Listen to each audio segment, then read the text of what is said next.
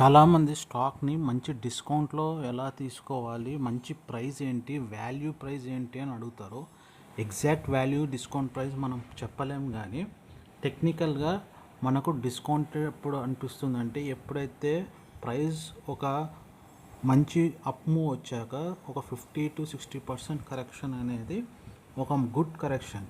So అట్లా తగ్గినప్పుడు price అప్పుడు కొనాలన్నమాట. ఖచ్చితంగా ప్రతిసారి 50-60% తగ్గుతుందని కాదు, కానీ వస్తే ఆపర్చునిటీని పెట్టుకోవాలి. ఫర్ ఎగ్జాంపుల్ హిండాల్కో స్టాక్ ఉంది, ఇది వీక్లీ టైం ఫ్రేమ్లో చూస్తాం. ఏ టైం ఫ్రేమ్లో చూడొచ్చు, వీక్లీ చూడండి, డైలీ చూడండి. అఫ్కోర్స్ ఇంట్రాడే చేసేవాళ్ళు ఇంకొంచెం షార్టర్ టైం ఫ్రేమ్ 15 minutes 1 hourలో కూడా చూసుకోవచ్చు. ఇప్పుడు ఈ వీక్లీ టైం ఫ్రేమ్లో మీరు చూస్తే మనం పాత్ చూద్దాం. ట్రెండ్ ఎట్లా స్టార్ట్ అయింది, మనకి పైకి వెళ్ళింది సెప్టెంబర్ అక్టోబర్ వరకు. అక్టోబర్ 25 నుంచి మళ్ళీ కొంచెం నవంబర్ 25 కిందికి వెళ్ళింది హిండాల్కో స్టాక్. మళ్ళీ అక్కడ నుంచి అప్ ట్రెండ్ స్టార్ట్ అయ్యి జనవరి 26 వరకు పైకి వెళ్ళింది. సో ఇది ఒక మంచి ఇంపల్స్ వేవ్ అంటారు అనమాట. అప్ ట్రెండ్లో పైకి వెళ్ళేదాన్ని ఇంపల్స్ వేవ్ అంటారు. సో ఇప్పుడు మనకి ఆ హైలో కొనాలంటే కుదరదు. సో మనకి కరెక్షన్ రావాలి అంటే ఎలా?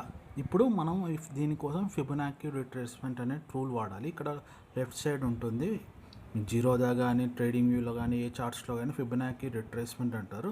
దీంట్లో ఏం లేదు, జస్ట్ మనం ఎక్కడి నుంచి మార్కెట్ రీసెంట్గా మూవ్ అయ్యింది, అప్ స్వింగ్ ఇక్కడ నుంచి పైకి వెళ్ళింది కదా, ఈ మూవ్ నుంచి కింద నుంచి మనం ఒక 50% ఎక్కడి వరకు వస్తుందో చూడాలి, 50-60%. సో ఇక్కడ చూపిస్తుంది 900 రేంజ్, 870 రేంజ్ వస్తే మంచి కరెక్షన్ అని. సో మార్కెట్ ఆ రేంజ్కి వచ్చింది ఒక ఫ్యూ వీక్స్ తర్వాత. అక్కడ మళ్ళా మనకి ఇక్కడ చూస్తే ఒక మంచి